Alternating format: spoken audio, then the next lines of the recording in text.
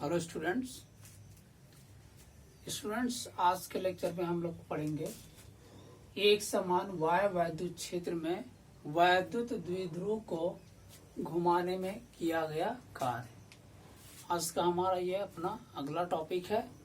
Last lecture में हम लोग क्या पढ़े थे? लास्ट लेक्चर में हम लोग निरक्षीय स्थिति में वैद्युत द्विध्रुव के कारण किसी बिंदु पर वैद्युत विभव का मान ज्ञात किए थे। आज का यह टॉपिक जो है, देखिए स्टूडेंट, एक चीज और मैं बता देना चाहता हूँ इसको डिस्कस करने से पहले। देखिए आज ये टॉपिक हम पढ़ेंगे एक समान वाय वैद्युत क्षेत्र में वैद्युत द्विध्रुव को घुमाने में किया गया कार्य।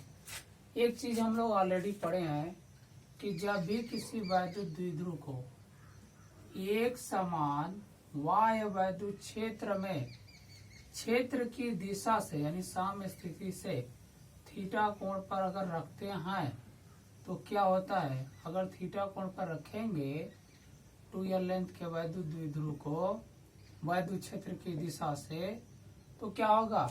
इस पर एक बलयुग्म आघूर्ण लगता है। बलयुग्म आघूर्ण लगता है ना, तो बलयुग्म आघूर्ण का मान हम लोग ऑलरेडी निकाले थे। Tau is equal to P E sine theta. जहाँ क्या था?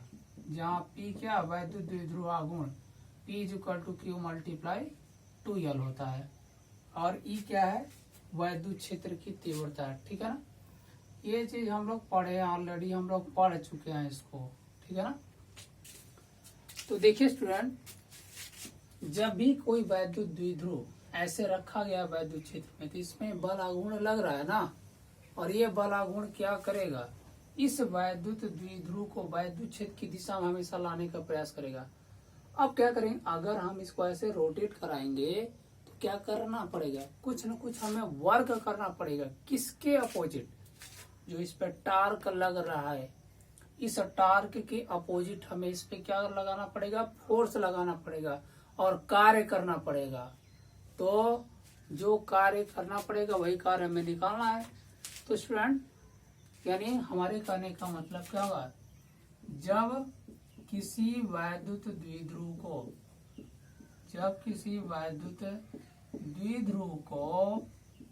वैद्युत क्षेत्र में घुमाया जाता है कहाँ से? साम्य स्थिति से, है ना।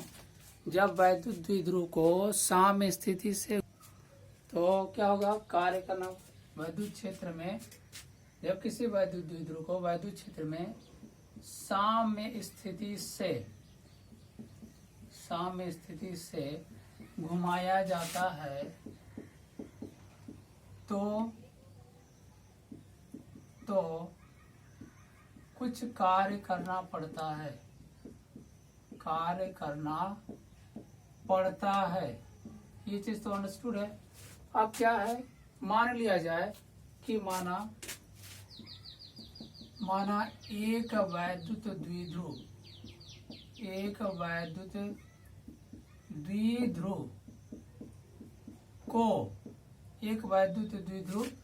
जिसका आघूर्ण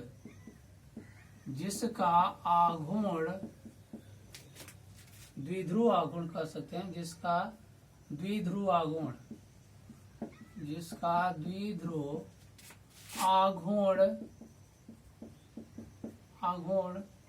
P है, को साम्य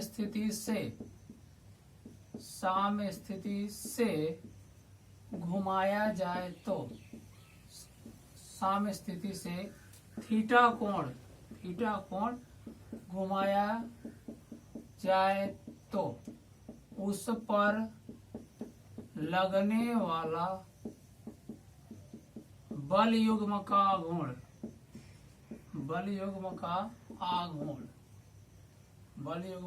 आघूर्ण।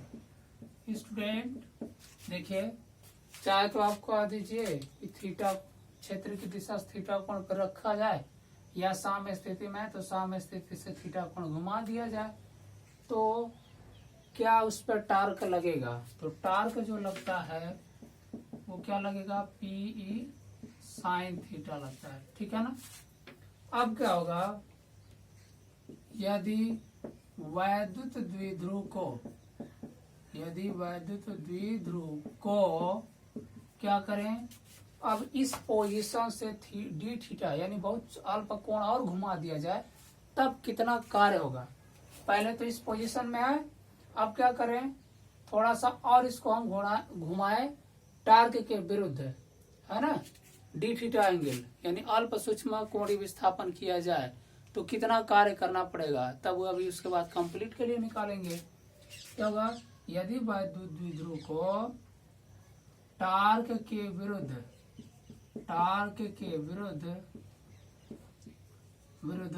अनंत सूक्ष्म कोण डी थीटा घुमाने में किया गया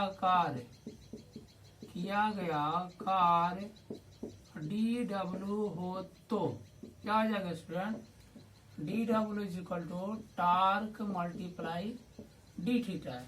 यहाँ बल का काम टार्क कर रहा है तो टार्क मल्टीप्लाई डी थीटा हो गया। अब टार्क का वैल्यू यहाँ से रख दीजिए, क्या हो गया, टार्क का वैल्यू हो जाएगा P E sine theta D theta, D W की वैल्यू आ गई, है ना। अब इसके बाद क्या होगा, अतः वैद्युत द्विध्रुव को साम्य स्थिति theta naught is equal to 0 degree से क्या होगा, साम्य स्थिति से क्या, थीटा कोण घुमाने में किया गया कुल कार्य क्या हो जाएगा, W इज इक्वल टू, इसी को इंटीग्रेट कर दिया जाए, कहाँ से, थीटा नॉट से थीटा तक डी डब्ल्यू के वैल्यू को, ठीक है।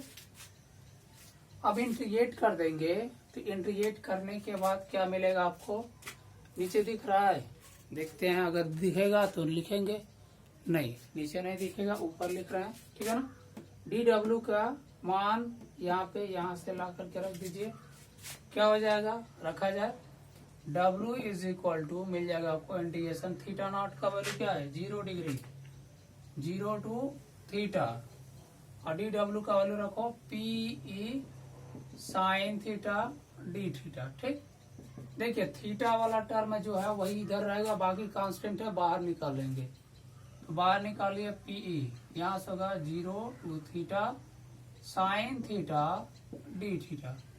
स्टूडेंट एक चीज हमने बार बार बताया है, चाहे मैथ के स्टूडेंट हो चाहे बायो के, मैथ वाले खास पढ़ेंगे, लेकिन बायो देखिए एक फार्मूला बताए, इंटीग्रेशन ए टू बी, अगर यहाँ साइन थीटा है डी थीटा तो इसका वैल्यू क्या होता है, माइनस कास थीटा होगा, साइन का इंटीग्रेशन माइनस कास थीटा होता है, और जो लिमिट नीचे रहेगा नीचे लिखे, जो ऊपर है तो ऊपर लिखिए, ये फार्मूला होता है, ठीक है ना।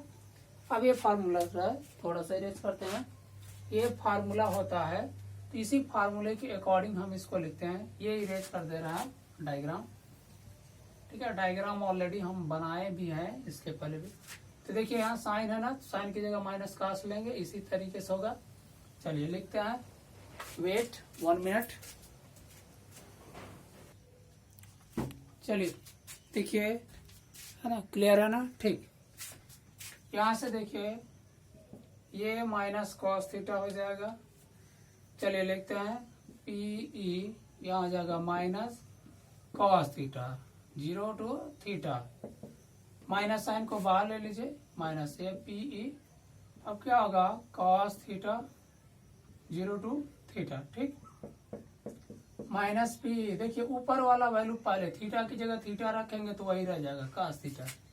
अब नीचे वाला लिमिट रखो, बीच में माइनस रहा तो नीचे वाला लिमिट 0, थीटा की जगह 0 रखो, कॉस 0, ये हो गया माइनस पीई, ये हो गया कॉस थीटा, कॉस 0 का वैल्यू 1 होता है, लिख दीजिए since cos 0 degree is equal to 1।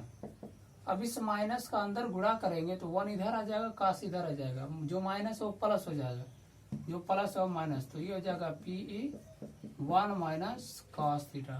ठीक है, ये हो गया W का मान।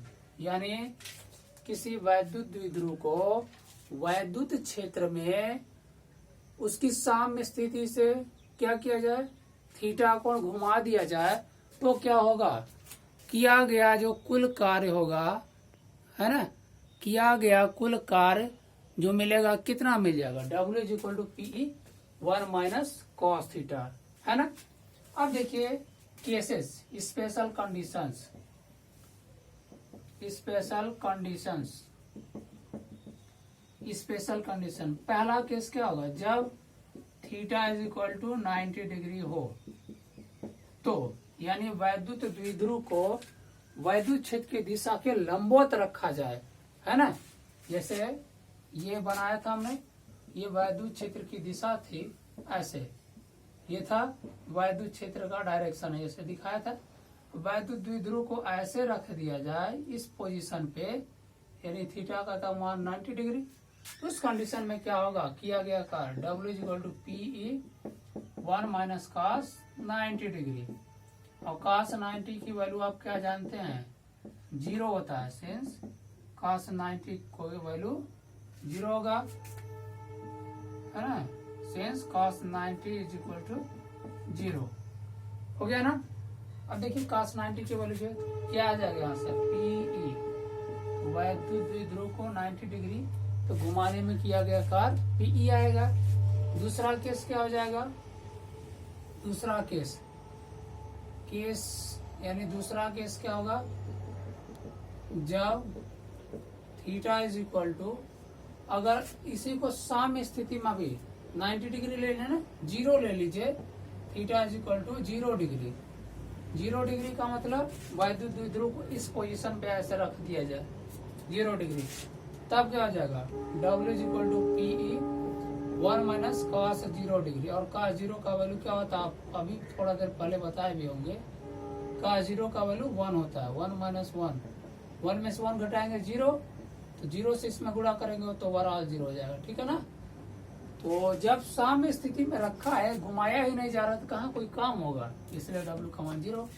दूसरा, तीसरा देख लीजिए, तीसरा कंडीशन जब क्या होगा, जब theta is equal to 180 degree होगा। ठीक, यानी वैद्युत द्विध्रुव ऐसे था, इसको घुमा के पूरा ऐसे कर दीजिए, 180 डिग्री घुमा दीजिए हो तो